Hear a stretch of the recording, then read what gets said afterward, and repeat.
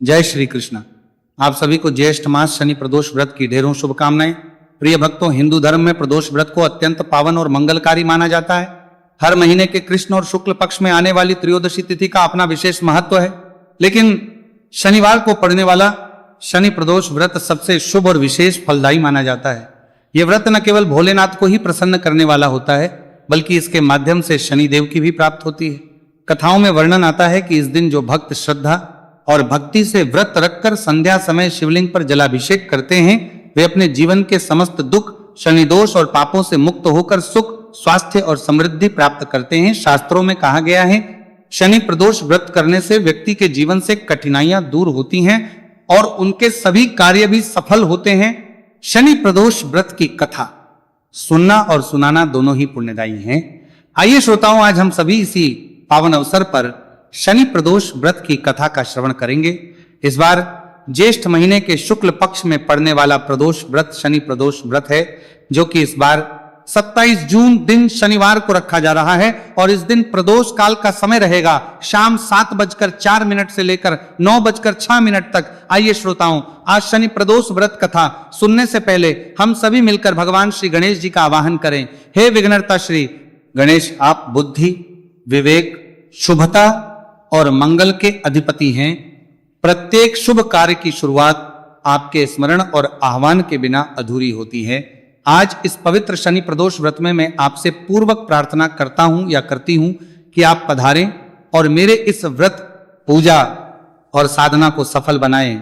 हे गजानंद, आप मुझ पर अपनी कृपा दृष्टि बनाए रखें, मेरे सभी कार्यों में आने वाले विघ्नों को दूर करें और जीवन में मंगलमय सफलता प्रदान करें। आपकी सूझबूझ, धैर्य और विनम्रता से ही जीवन में स्थिरता आती है। इसलिए हे प्रथम पूज्य देव, मेरे में निवास करें, मेरे भावों को शुद्ध करें और मेरी साधना को स्वीकार करें। आपकी उपस्थिति से ही यह व्रत पूर्ण होगा और आपके आशीर्वाद से ही जीवन में शुभता का संचार होगा। ओम श्री गणेशाय नमः। आइए अब हम सभी मिलकर भगवान भोलेनाथ और माता पार्वती जी का ध्यान करें। हे भोलेनाथ, महादेव, त्रिलोकेश्वर, करुणा और दया के सागर, हे मां पार्वती, जगदम्बा करुणामयी, हे कृपालु, आज मैं आपके चरणों में श्रद्धा और भक्ति सहित शीश झुकाता हूं या झुकाती हूं। आपकी महिमा अनंत है, आपकी कृपा असीम है। मैं जानता हूं कि अपने जीवन में, अपने विचारों में, अपने कर्मों में और आज के इस व्रत, पूजा, ध्यान या संकल्प में जाने अनजाने में मुझसे कई गलतियां हुई होंगी। हो सकता है मेरे मन में कहीं चंचलता आ गई हो, मेरी पूजा में कहीं कोई कमी रह गई हो, मेरे व्यवहार में कोई गलती हो गई हो, मेरे संकल्प में कोई कमजोरी हो गई हो। हे प्रभु, मैं विनम्र होकर आपसे क्षमा मांगता हूं। हे भोलेनाथ, हे शिव शंकर, हे महादेव, जैसे गंगा जी आपके सिर पर बहती हैं और सब पापों को धो देती हैं, वैसे ही अपनी करुणा की गंगा से मेरे पापों को, मेरे सभी फूलों को धो डालिए। हे मां पार्वती, अपनी ममता और शक्ति से मेरे भीतर के अज्ञान, अहंकार और दोषों को समाप्त कर दीजिए। मुझ पर अपनी कृपा कीजिए, मेरी आत्मा को शुद्ध करिए और मुझे सच्चे मन, वचन और कर्म से आपकी भक्ति करने की शक्ति दीजिए। हे प्रभु, मैं आपकी शरणागत हूं, मेरे सभी अपराध क्षमा कर दीजिए। हर हर महादेव, जय मां पार्वती। अब हम सभी शनिदेव का आह्वान करेंगे। हे सूर्यपुत्र शनिदेव, आप कर्मों के फलदाता, न्याय के अधिष्ठाता और ग्रहों के नियंत्रक हैं। आप संसार को न्याय का बोध कराते हैं और पाप पुण्य का लेखा जोखा रखते हैं। आज इस पावन शनि प्रदोष के दिन मैं श्रद्धा सहित आपको अपने हृदय में आमंत्रित करता हूं या करती हूं। हे शनिदेव, मेरी पूजा, व्रत और भक्ति को स्वीकार करें और मुझ पर अपनी कृपा दृष्टि बनाए रखें। मैं जानता हूं या जानती हूं, आपके दृष्टिपात से व्यक्ति के जीवन में बड़ा परिवर्तन आता है, जो दंड स्वरूप भी हो सकता है और वरदान स्वरूप भी। इसलिए हे दयामयी देव, मेरी और कृपा दृष्टि डाले, मुझे सत्कर्म की प्रेरणा दें और जीवन में संतुलन, धैर्य और न्याय की भावना उत्पन्न करें। हे शनिदेव, यदि मुझसे जीवन में या इस व्रत, जब ध्यान या पूजा के दौरान किसी भी प्रकार त्रुटि, भूल, पाप या अपराध हुआ हो, चाहे वो विचार से, वाणी से या कर्म से हुआ हो, तो मैं आपसे विनम्रता पूर्वक क्षमा मांगता हूं। आप दंड देने वाले जरूर हैं, पर आप सच्चे पश्चाताप पर कृपा करने वाले भी हैं। हे प्रभु, मेरे जाने अनजाने में हुई गलतियों को क्षमा करें, मुझे सच्चे मार्ग पर चलने की शक्ति दें और मेरे जीवन में संयम, परिश्रम और स्थिरता का प्रकाश फैलाएं मैं शरणागत आपके चरणों में पूर्ण समर्पण के साथ है। शनिदेव कृपा करें, रक्षा करें और अपनी कृपा दृष्टि से जीवन को शांतिपूर्ण और समृद्ध बनाएं। जय शनिदेव। शनि प्रदोष व्रत की पौराणिक कथा के अनुसार एक बार की बात है, एक नगर में एक सेठ जी रहते थे। सेठ जी के घर में हर प्रकार की सुख सुविधाएं थी, उनके पास अपार धन संपत्ति थी, लेकिन उन्हें एक ही दुहक था कि उनकी कोई संतान नहीं थी। इसी कारण और सेठानी दुखी रहते थे। उन्होंने संतान प्राप्ति के लिए कई उपाय किए, व्रत उपवास रखे, लेकिन सफलता नहीं मिली। तब दुखी होकर कुछ समय बीतने पर सेठ जी ने अपना काम नौकरों को सौंप दिया और खुद सेठानी के साथ तीर्थ यात्रा के लिए चल पड़े। अपने नगर से बाहर निकलने पर उन्हें एक साधु महाराज मिले जो कि ध्यान मग्न बैठे हुए थे। सेठ और सेठानी साधु के पास गए और हाथ जोड़कर उनके उठने का इंतजार करने लगे। काफी देर के बाद जब साधु महाराज ने आंखें खोली तब उन्हें पता चला कि उनके समक्ष कोई बहुत देर से आशीर्वाद लेने की प्रतीक्षा में बैठा हुआ है। साधु ने सेठ और सेठानी से कहा कि मैं तुम्हारा दुख समझता हूं, तुम इस दुख से मुक्ति पाने के लिए शनि प्रदोषित करो, इससे तुम्हें संतान सुख अवश्य ही प्राप्त होगा। फिर साधु ने सेठ सिद्धानी को प्रदोष की विधि बताने के साथ भगवान शिव की वंदना करने के लिए कहा। भगवान शिव की वंदना इस प्रकार की जाती है, हे रुद्रदेव शिव आपको नमस्कार है, शिव शंकर जगत गुरु आपको नमस्कार है, हे नीलकंठसुर आपको नमस्कार है, शशि मौली चंद्र सुख आपको नमस्कार है, हे उमाकांत सुधी आपको नमस्कार, उग्रत्व रूप मन आपको नमस्कार है, ईशानीश प्रभु नमस्कार, विश्वेश्वर प्रभु शिव को नमस्कार है। साधु से इस प्रकार वंदना करने का विधान जानकर सेठ और सेठानी ने साधु महाराज को धन्यवाद किया और उनसे आशीर्वाद लेकर तीर्थ यात्रा के लिए चल पड़े। तीर्थ यात्रा से लौटने के बाद दोनों ने मिलकर शनि प्रदोष व्रत किया, जिसके प्रभाव से जल्दी ही उनके घर में एक सुंदर पुत्र का जन्म हुआ। इस प्रकार शनि प्रदोष व्रत रखने से सेठानी का घर खुशियों से भर गया। शनि प्रदोष व्रत के दिन जो भी भक्त जिस भी कामना को लेकर रखता है उसकी वह कामना भगवान शिव और शनिदेव की कृपा से अवश्य ही पूरी होती है। अब सुनिए शनिदेव की कथा। एक बार की बात है कि सभी नवग्रहों में जिनमें सूर्य, चंद्र, मंगल, बुध, बृहस्पति, शुक्र, शनि, राहु और केतु में विवाद छिड़ गया कि इन सब में बड़ा कौन है। सभी आपस में विवाद करने लगे, लेकिन कोई निर्णय ना निकलने पर देवराज इंद्र के पास वे कराने पहुंचे। सभी ग्रहों को अपने सामने उपस्थित देखकर इंद्रदेव घबरा गए। फिर उन्होंने निर्णय करने में अपनी असमर्थता जताई, परंतु उन्होंने ये भी कहा इस समय पृथ्वी पर राजा विक्रमादित्य का राज है जो कि अति न्याय प्रिय है, वे ही इसका निर्णय कर सकते हैं। तब सभी ग्रह एक साथ राजा विक्रमादित्य के पास पहुंचे और अपना विवाद बताया। साथ ही निर्णय करने के लिए भी कहा। राजा विक्रमादित्य इस समस्या से चिंतित थे क्योंकि वे जानते थे जिस किसी को भी छोटा बताया वही क्रोधित हो उठेगा। तब राजा को एक उपाय सूझा। उन्होंने स्वर्ण, रजत, कांस्य, पीतल, शीशा, रांगा, जस्ता और लोहे से 9 सिंहासन बनवाए और उन्हें इसी क्रम से रख दिया। फिर उन सब से निवेदन किया कि आप सभी अपने अपने सिंहासन पर स्थान ग्रहण करें। जो भी अंतिम सिंहासन पर बैठेगा वही सबसे छोटा होगा। इसके अनुसार लौह सिंहासन सबसे बाद में होने के कारण शनिदेव सबसे बाद तो वही सबसे छोटे कहलाए। अब शनिदेव को लगा कि राजा ने ऐसा जानबूझकर किया है, तो वह क्रोध में आकर राजा विक्रमादित्य से बोले, राजा तो मुझे नहीं जानता।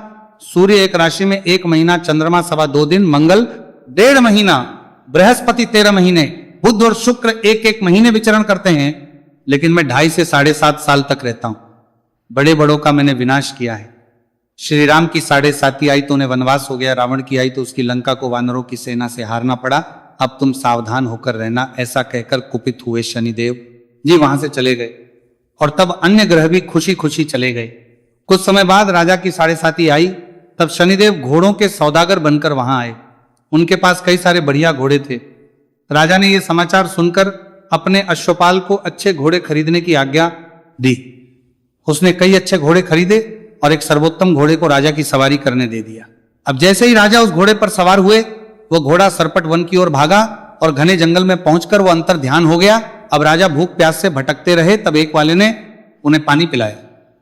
राजा ने प्रसन्न होकर उसे अपनी अंगूठी दी और वह अंगूठी देकर राजा अपने नगर को चल पड़े। वहां उन्होंने अपना नाम उज्जैन निवासी का बताया और वहां उन्होंने एक सेठ की दुकान में रुककर जलपान किया। कुछ देर रुककर आराम भी किया। भाग्यवश उस सेठ खूब बिक्री हुई। अब सेठ रूप बदले हुए राजा विक्रमादित्य को अपने साथ अपने घर ले गया। वहां पर राजा ने खूंटी पर देखा कि एक हाथ टंगा हुआ है जिसे खूंटी निकल रही। देखते ही देखते थोड़ी देर में पूरा हार गायब हो गया। तब सेठ ने वापस आने पर देखा कि हार तो गायब है। सेठ ने समझा कि नहीं, उसे चुराया है। फिर तो सेठ ने कोतवाल के पास उन्हें पकड़वा दिया। अब उस नगर के राजा ने भी राजा विक्रमादित्य को चोर समझकर उनके हाथ पैर कटवा दिए और नगर के बाहर फेंकवा दिया। वहां से एक निकल रहा था जिसे दया आई। और उसने वीका को अपनी गाड़ी में बिठाया। वो अपनी जीभ से बैलों को हाँकने लगा। उस समय तक राजा की शनि दशा समाप्त हो गई। वर्षा तो आने पर राजा मल्हार गाने लगे। राजा जिस नगर में थे वहां के राजकुमारी मनभावनी को उनका गाना इतना पसंद आया कि उसने मन ही मन प्रण कर लिया कि वह उस राग गाने वाले से ही विवाह करेगी। राजकुमारी ने दासी को राग गाने वाले को ढूंढने भेजा। तब दासी ने बताया कि वह तो एक चौरंगिया अर्थात अपाहिज है, परंतु राजकुमारी नहीं मानी। अगले ही दिन वह भूख प्यास त्याग कर अनशन पर बैठ गई कि विवाह करेगी तो उसी से करेगी। बहुत समझाने पर भी जब राजकुमारी नहीं मानी तो राजा ने उस तेली को बुला भेजा और विवाह की तैयारी करने को कहा। फिर तो उसका विवाह राजकुमारी से हो गया। तब एक दिन सोते हुए स्वप्न में शनिदेव ने राजा को दर्शन देकर कहा कि राजन, देखा तुमने मुझे छोटा बताकर कितना दुहक झेला है। तब राजा ने क्षमा मांगी और प्रार्थना करते हुए कहा, हे शनिदेव, जैसा दुहक मुझे दिया है किसी और को मत दीजिएगा। तब शनिदेव मान गए और कहा कि जो मेरी कथा और व्रत करेगा उसे मेरी दशा में कभी कोई दुहक नहीं होगा। जो व्यक्ति रोज मेरा ध्यान करेगा और चींटियों को आटा डालेगा उसकी भी सभी मनोकामनाएं पूर्ण होगी। और ऐसा कहकर शनिदेव ने राजा को हाथ पैर वापस कर दिए। इधर प्रातःकाल आंख खुलने पर राजकुमारी ने देखा तो बड़ी आश्चर्यचकित हुई। तब अर्थात राजा विक्रमादित्य ने राजकुमारी को बताया कि वह उज्जैन के राजा विक्रमादित्य हैं। जानकर सभी अत्यंत प्रसन्न हुए। सेठ ने जब सुना तो वह राजा के पैरों पर गिरकर क्षमा मांगने लगा। राजा ने कहा कि यह तो शनिदेव का क्रोध था, इसमें किसी का कोई दोष नहीं। सेठ ने फिर भी निवेदन किया कि राजन, मुझे शांति तभी मिलेगी जब आप मेरे घर चलकर भोजन करेंगे। तब सेठ ने अपने घर तरह तरह के व्यंजनों से राजा का सत्कार किया। सभी ने देखा कि जो खूंटी हार निकल गई थी वही अब उसे उगल रही थी। सेठ ने अनेक मोहरें देकर राजा का धन्यवाद किया। इसके बाद राजा रानी को लेकर अपने राज्य वापस लौट आए, जहां पर उनका खूब धूमधाम से स्वागत किया गया। राजा विक्रमादित्य ने कहा कि उन्होंने शनिदेव को छोटा बताया था, लेकिन वे तो सर्वश्रेष्ठ है। तब से राजा विक्रमादित्य के राज में शनिदेव की पूजा और कथा रोज होने लगी प्रेम से। बोले शनिदेव महाराज की जय। दशरथ कृत शनि स्तोत्र हिंदी में, जिनके शरीर का वर्ण कृष्ण नीत भगवान शंकर के समान है, उन शनि देव को नमस्कार है जो जगत के लिए काल, अग्नि और कृतांत रूप है।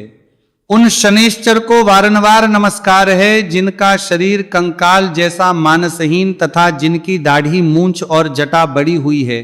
उन शनि देव को नमस्कार है जिनके बड़े बड़े नेत्र पीठ में सटा हुआ पेट और भयानक आकार है। उन शनिश्चर देवों को नमस्कार है जिनके शरीर ढांचा फैला हुआ है, जिनके रोएं बहुत मोटे हैं, जो लंबे चौड़े किंतु सूखे शरीर वाले हैं और जिनके दाढ़ें काल रूप हैं। उन शनि देवों को बारंबार प्रणाम है। ये क्षण है आपके नेत्र कोटर के समान गहरे हैं, आपकी ओर देखना कठिन है। आप घोर रौद्र भीषण और विकराल हैं। आपको नमस्कार है। आप सब कुछ भक्षण करने वाले हैं। आपको है सूर्यनंदन भास्कर पुत्र अभय देने वाले देवता, आपको प्रणाम है। नीचे की ओर दृष्टि रखने वाले शनिदेव, आपको नमस्कार है। संवर्तक, आपको प्रणाम है। मंद गति से चलने वाले शनिश्चर, आपका प्रतीक तलवार के समान है, आपको पुनः पुनः प्रणाम है। आपने तपस्या से अपनी देह को कर लिया है। आप सदा योगाभ्यास में तत्पर, भूख से और अतृप्त रहते हैं। आपको सदा सर्वदा नमस्कार है, यानी नेत्र, आपको प्रणाम है। काश्यप नंदन सूर्यपुत्र शनिदेव, आपको नमस्कार है। आप संतुष्ट होने पर राज्य दे देते हैं और रुष्ट होने पर उसे तत्काल हर लेते हैं। देवता, असुर, मनुष्य, सिद्ध, विद्याधर और नाग, ये सब आपकी दृष्टि पड़ने पर समूल नष्ट हो जाते हैं।